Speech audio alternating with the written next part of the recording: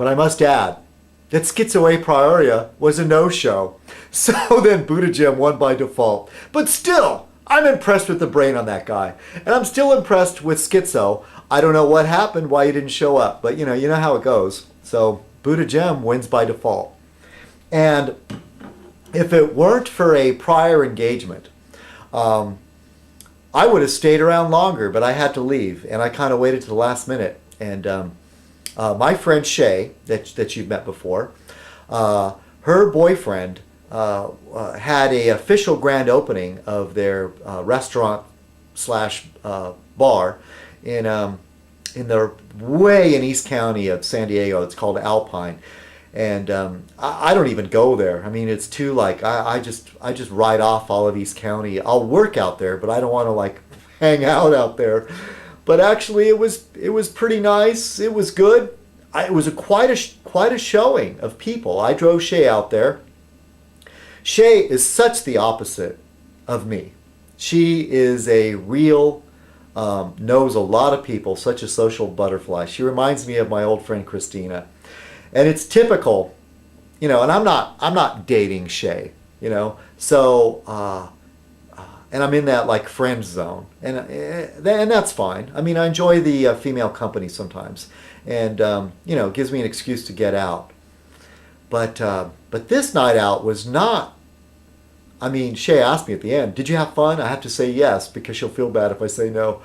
But man, this place was packed. And I couldn't get any service, and I felt so lucky to get a spot at the bar. And Shay's all there like hug, hug, kiss, kiss, kiss, kiss, while I'm standing there, the nerd that I am. But really, I am truly an introvert, And somehow I'm able to go out and pretend to be an extrovert sometimes. But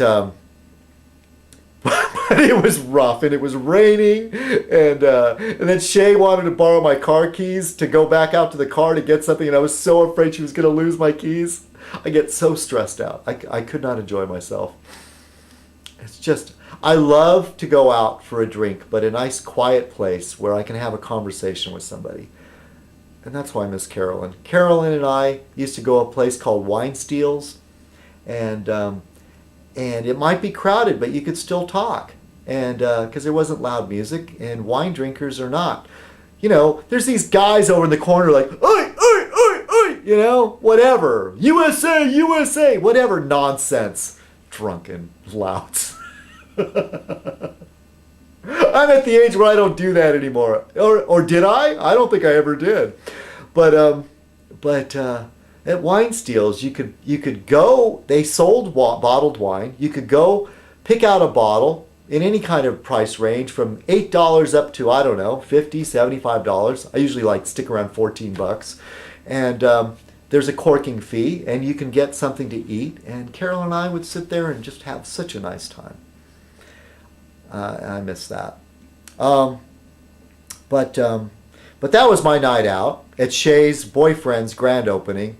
And I'll have to say, though, that place is too high class for Alpine, but I hope they had a really good, they were a good crowd, really good crowd. I mean, big crowd. And so it went well. So congratulations to Lewis. And the place is called the Liars Club. And if you're ever in San Diego and you happen to be in Alpine, stop by the Liars Club. They've got a very good selection of high-end beers, crafted beers. And I guess they have wine too, but I didn't look into that. So I'm going down my list. I'm looking at my notes. I do take some notes, but I talked about my night out. This thing with Schizo A Prioria and the white power thing. And I just watched Paleocrat's video, and there was comments going back and forth about the poor, oppressed, white heterosexual male. I don't buy it, okay? The demographics in this country is going to change. There's nothing we can do about that. I mean, it's just, what are you going to do? Pass laws against, people of color giving birth? Or, I know you're trying to build a border fence, and that's one of the ways to win the culture wars. Face it, white heterosexual Protestants, Paleo, you're a Catholic, so technically, run all the Catholics out. Good old white Anglo-Saxon Protestants. I don't know why you Catholics are jumping on the bandwagon too, because you used to be part of that. Don't you remember Kennedy when he ran for office? Oh, we don't want no Catholic running the country.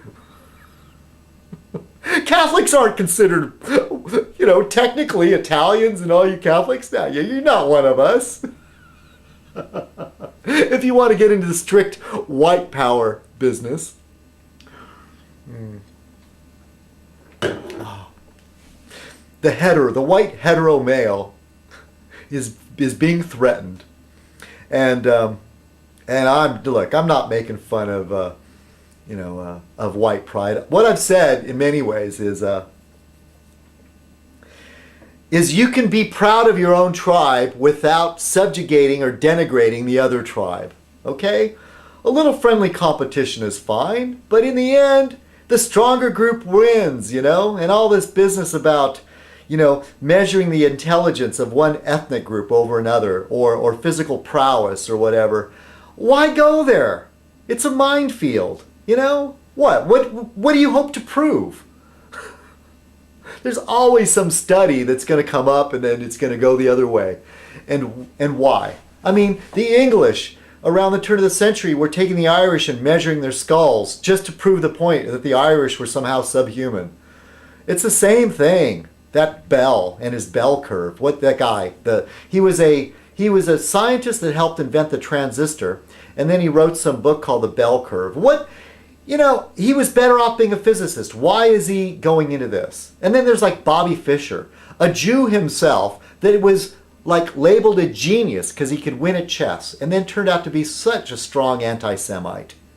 And it must have been because of Martin Luther King's birthday, and I guess there was some sort of Holocaust, remembrance or something. I don't know, but there seems to be a lot of this. It seems to have popped up on the radar, a lot of this talk. And paleocrat, and all these people that feel that the white heterosexual male is being threatened. What the hell are you afraid of? You bunch of cowards? You're not ready to go toe to toe with these people?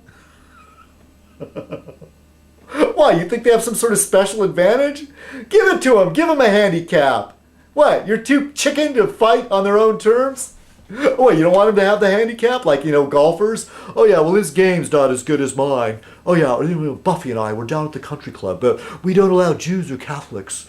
And but we had a gentleman, from someplace else, and we gave him a handicap out there on the course. Well, you know where I'm going with that. When I was a kid, long time ago, in my junior high, I went to a junior high very, very close to the border, and I would have to say, I'm just off the top of my head, say it was like 70%, 80% Mexican, 15% Filipino, 5% white. And to be a white kid, even though I'm half Mexican, I look white. My last name is English. I have an English last name. I'm a Protestant. My identity is more with white Anglo-Saxon Protestants than it is Hispanic. But even though I was immersed in Hispanic culture, I know a lot about it, okay? But my identity, at least at that time, because look, you're a white kid and you're going to get beat up. And if there's anybody that was a white heterosexual male that felt oppressed, was during that period of my life. And yet, do I side with you on this? No.